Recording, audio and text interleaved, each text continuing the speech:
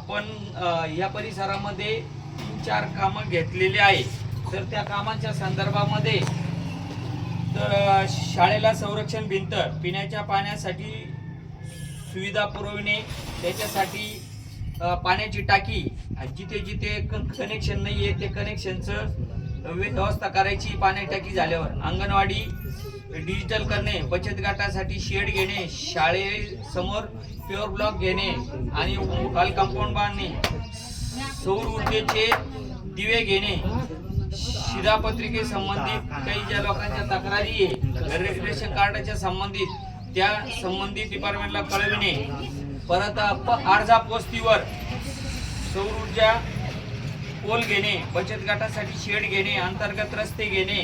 आपल्या ज्ञानेश्वर नगरच्या वस्तीमध्ये अंतर्गत रस्ते घेणे इत्यादी कामे आपण या आदिम योजनेच्या कृती आराखड्यामध्ये घेणार आहोत। याच्या व्यतिरिक्त जर काही कामं असतील तर तुम्ही आम्हाला सुचवले तरी चालतील।